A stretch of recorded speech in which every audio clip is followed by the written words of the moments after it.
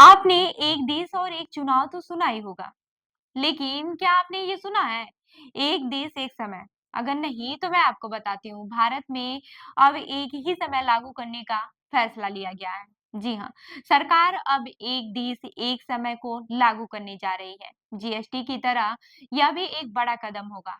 देश के सभी आधिकारिक और व्यावसायिक कार्यों में अब भारतीय मानक समय यानी कि आईएसटी का पालन करना अनिवार्य होगा। यानी अब किसी भी सरकारी और निजी दफ्तर में अगर समय की बात होगी तो वो केवल आईएसटी ही होगी, बाकी किसी और समय का कोई मान नहीं होगा। यह कदम देश की प्रशासनिक व्यवस्था को और भी ज्यादा सुचारू बनाने के लिए उठाया गया है। वहीं सरकार ने समय के मानकीकरण के लिए एक मसौदा तैयार किया है, जिसके अनुसार सभी सरकारी, वाणिज्यिक और आधिकारिक दस्तावेजों में केवल भारतीय मानक समय यानी कि आईएसटी का ही उपयोग किया जाएगा।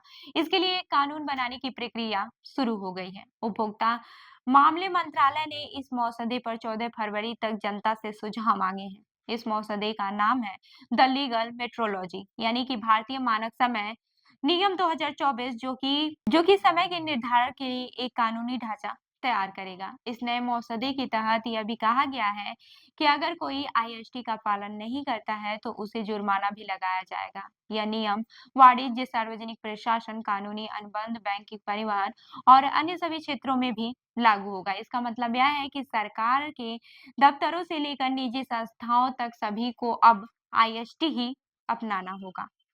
यह मसौदा खास तौर पर एक देश एक समय के सिद्धांत को लागू करने के लिए तैयार किया गया है, ताकि कोई भी दो टाइम जोन की वजह से भ्रमित न हो। ये समय सिंक्रोनाइजेशन से जुड़ा हुआ है, एक महत्वपूर्ण कदम है, जो कि साइबर सुरक्षा और विश्वसनीयता सुनिश्चित करने के लिए जरूरी है।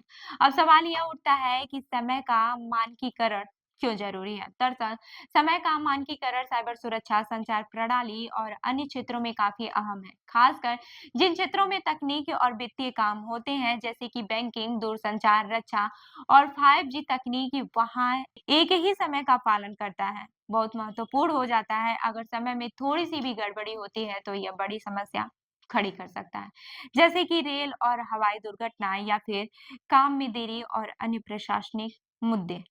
इसीलिए अब यह फैसला लिया गया है कि पूरे देश में एक ही समय को लागू किया जाएगा, ताकि सभी कार्यों में एकरूपता बनी रहे। कुछ लोग तो यह मानते हैं कि भारत में दो टाइम जोन होने से फायदा हो सकता है, जैसे कि पूर्वोत्तर के राज्यों में सूर्योदय बहुत जल्दी होता है, जिससे कि उनके समय में एक भिन्नता आ जाती है। इसी वजह से इन राज्यों में अलग टाइम जोन की मांग उठ रही है। उनका कहना है कि इस तरह से उनके स्थानीय परिस्थितियों के अनुसार समय का निर्धारण किया जाएगा। हालांकि वैज्ञानिकों का यह मानना है कि अलग-अलग टाइम जोन होने से समस्याएं पैदा हो सकती हैं।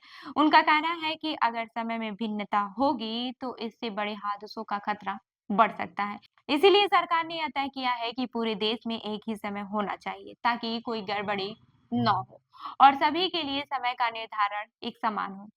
वहीं भारत का मानक समय, जिसे भारतीय मानक समय आईएसटी कहा जाता है, जीएमटी ग्रीनविच मीन टाइम से 8:02.5 डिग्री पूर्व से तय किया जाता है। इसका मतलब यह है कि भारत का समय ग्रीनविच से 5.5 घंटे आगे है। यह समय निर्धारण 1906 में किया गया था। इसके बाद से ही देश में समय का निर्धारण इसी आधार पर होता आया है।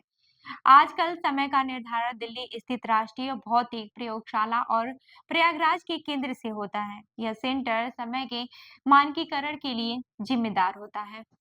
समय के मानकीकरण से कई फायदे हो सकते हैं। सबसे बड़े फायदा यह होगा कि सभी क्षेत्रों में कार्य में एकरूपता बनेगी। इसके साथ ही साइबर सुरक्षा, अन्य तकनीकी मामलों में भी आसानी होगी। साथ ही साथ समय में सिंक्रोनाइजेशन से उपभोक्ताओं को सुविधा होगी और सभी को एक समय पर काम करने का मौका मिलेगा। अमेरिका और रूस जैसे बड़े देश में 11-11 टाइम जोन होते हैं, जबकि कनाडा में 6 और फ्रांस में 12 टाइम जोन है।